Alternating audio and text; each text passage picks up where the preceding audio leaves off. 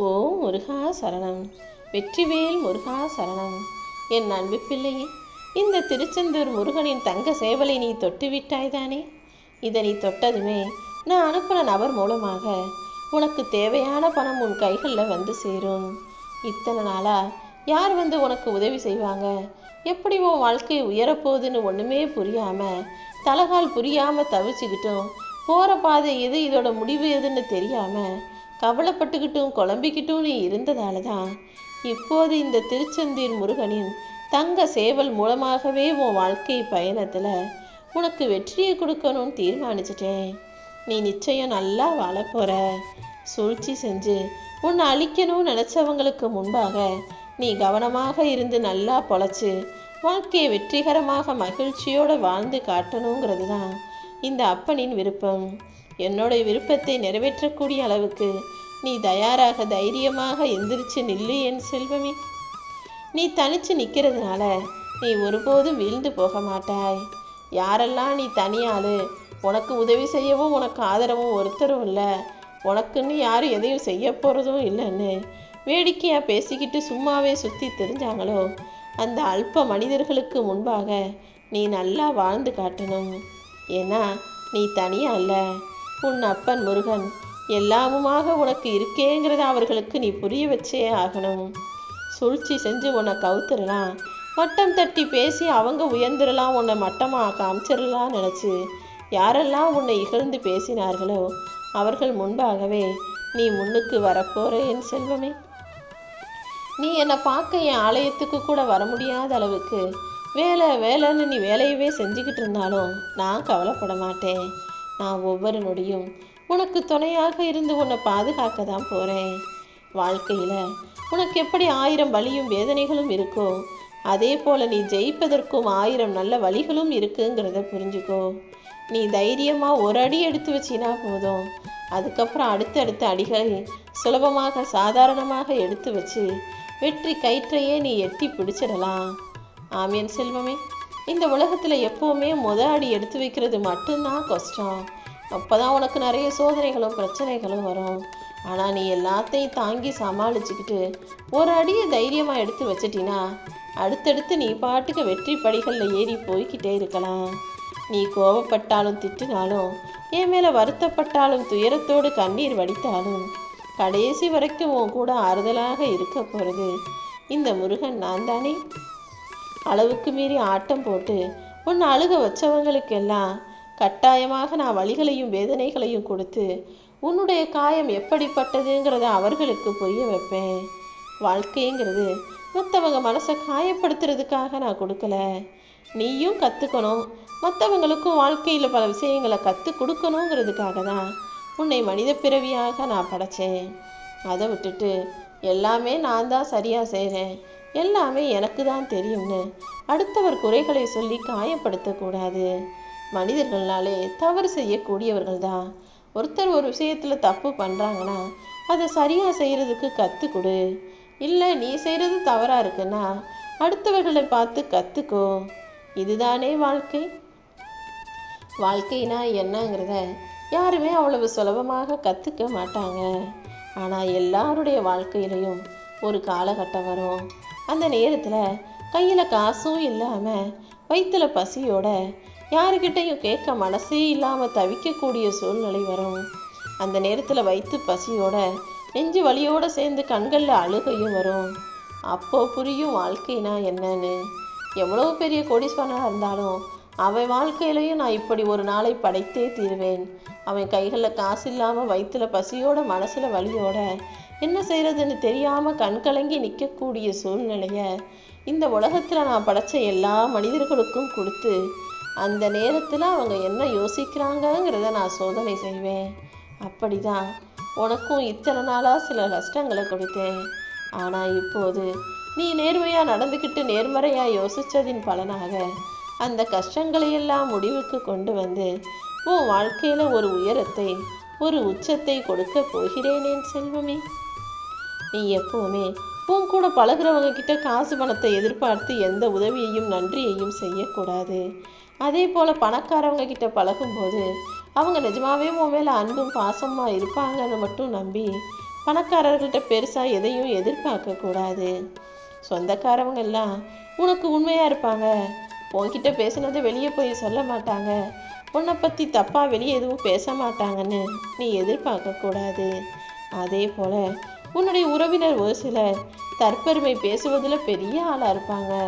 தான் தான் தான் குடும்பம், தான் பிள்ளைங்க, தான் அப்படி தான் இப்படின்னு தற்பெருமை பேசுபவர்கள் அனைவரும் தரமானவர்களாய் நல்லவர்களாய் உண்மையை சொல்பவர்களாய் இருப்பாங்கன்னு எதிர்பார்க்காத. ஒருத்தர் தற்பெருமை பேச ஆரம்பிச்சிட்டாங்கனாலே எதையாவது சொல்லணுங்கிறதுக்காக என்னத்தையாவது பொய்யா சொல்லுவாங்களே தவிர அவர்கள் வார்த்தைகளில் உண்மை அவ்வளவாக இருக்காது என் செல்வமே. மொத்தத்தில் நீ பணக்காரங்கிட்ட பாசத்தை எதிர்பார்க்காத, பழகியவர்களிடம் பணத்தை எதிர்பார்த்து எதுவும் செய்யாத, உறவினர்களிடம் உண்மையை எதிர்பார்க்காத, தற்பெருமை பேசுபவர்களிடம் தரத்தை எதிர்பார்க்காதே.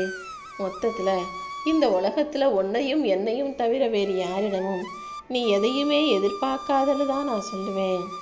வாழ்க்கையில் சின்ன வயசில் உனக்கு இளமை இருக்கும்போது நிறைய ஆரோக்கியம் இருக்கும், நிறைய நேரமும் இருக்கும், ஆனால் கைகளில் பணம் இருக்காது. அப்புறம் ஒரு கட்டத்துக்கு மேலே பணம் சம்பாதிக்கிறத எப்படின்னு கற்றுக்கிட்டு நீ பணம் சம்பாதிச்சு ஓடி ஆடி உழைச்சி நிறைய காசு சேர்த்ததுக்கு அப்புறம் முதுமை வந்துடும். அப்போ கைகளில் பணமும் இருக்கும், நிறைய நேரமும் இருக்கும், ஆனால் அதை அனுபவிக்கக்கூடிய அளவுக்கு உனக்கு ஆரோக்கியம் இருக்காது. இதுலேருந்து உனக்கு என்ன புரியுது?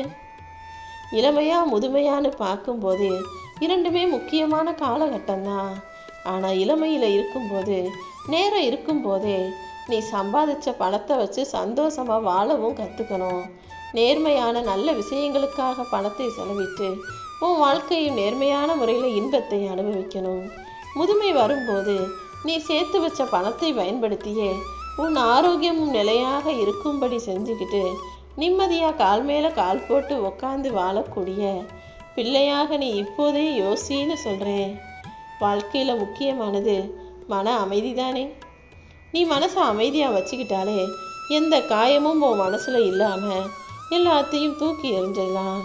மனசு அமைதியாக இருந்தால் தான் உன் உடலும் உள்ளமும் நல்லா இருக்கும். ஏமாற்றம் துரோகம் எது வந்தாலும் நீ அமைதியாக இருக்கும்போது அது வந்த வழியிலேயே திரும்ப போயிடும். அது உன்னை பாதிக்காத அளவுக்கு நீ இழந்ததையெல்லாம் நான் உனக்கு மீண்டும் மீட்டு கொடுத்துருவேன். யாரோ உன்னை ஏமாத்தினாங்க, யாரோ உன்னை துரோகம் செஞ்சிட்டாங்கன்றதுக்காக உனக்கு நான் அப்படியே உன்னை கஷ்டத்திலேயே விட்டு வைக்க மாட்டேங்கிறத புரிஞ்சுக்கிட்டு மனசை அமைதியாக வச்சுக்கோ. எப்படி வேணாலும் வாழ்க்கையை வாழ்ந்துட்டு போகலாம், ஆனால் ஒருபோதும் உன்னுடைய செயல்களால் இன்னொருத்தர் அழிஞ்சு போகும்படியோ உன்னுடைய பேச்சுக்களால் இன்னொருத்தர் அழுகும்படியோ நீ இருக்கவே கூடாதுங்கிறதுல மட்டும் உறுதியாக இரு. உன் செயல்களால் இன்னொருத்தர் அழவோ அழியவோ கூடாதுங்கிறத நீ எப்போவுமே ஞாபகம் வச்சுக்கோ என் செல்வமே. இந்த உலகத்தில் இருக்கிறவங்கெல்லாம் என்னை பற்றி என்னதான் நினைக்கிறாங்கன்னே எனக்கு தெரியல. ஆளாளுக்கு இஷ்டத்துக்கு தப்பு தவறு கஷ்டம் நஷ்டம் கெட்டது எல்லாத்தையுமே இஷ்டத்துக்கு செய்கிறாங்க.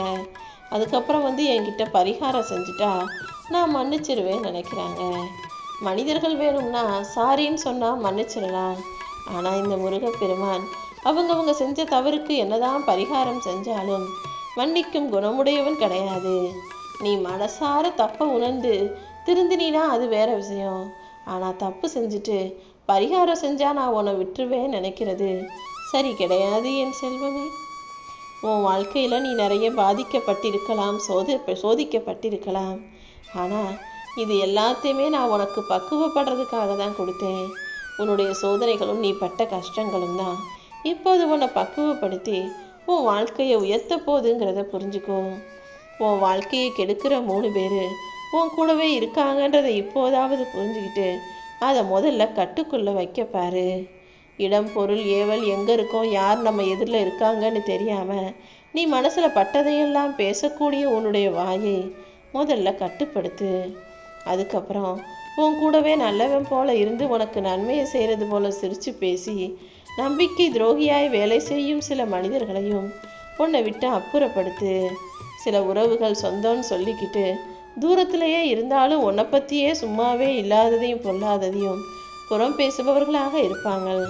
அப்படி உன்னை பற்றி புறம் பேசும் உறவுகளையும் உன் வாழ்க்கையிலேருந்து ஒதுக்கி வை.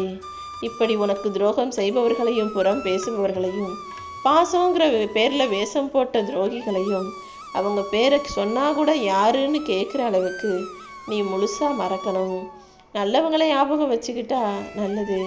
இப்படி தீயவர்களையும் கெட்டவர்களையும் ஞாபகம் வச்சுக்கிட்டு நீ என்ன செய்ய போற? முதல்ல அவங்கள மறந்து தூக்கி எறி. உன்னை தூக்கி எறிந்த இடத்திலேயே மறுபடியும் உன்னை சிறப்பு விருந்தினராக கூப்பிடக்கூடிய அளவுக்கு உனக்கு திறமைகளையும் முயற்சிகளையும் நிறைய நான் கொடுத்துருக்கேன். நீயும் உன்னுடைய திறமையை பயன்படுத்தி சரியான வகையில் முயற்சி செய்யும்போது உன் வாழ்க்கையில் மகத்தான வெற்றியை உன்னால் பெற முடியும். கடலில் கூட மூழ்கிறான், தப்பு இல்லை. காப்பாற்றுறதுக்கு 4 பேர் வந்து கடல் நீர்லேருந்து உன்னை மீட்டு எடுத்துருவாங்க. ஆனால் கடலில் மூழ்கினா காப்பாற்றுறதுக்கு ஒருத்தர் கூட சொந்த பந்தம்னு சொல்லிக்கிட்டு வரமாட்டாங்க. உன் கடனை நீ தான் தீர்க்கணுங்கிற மாதிரி தான் உன்னுடைய பிரச்சனைகளையும் நீயே தீர்ப்பதற்கு தயாராகு. இந்த முருகன் என்றும் என்றென்றும் உன் வாழ்நாள் முழுவதும் உனக்கு துணையாக இருப்பேன்.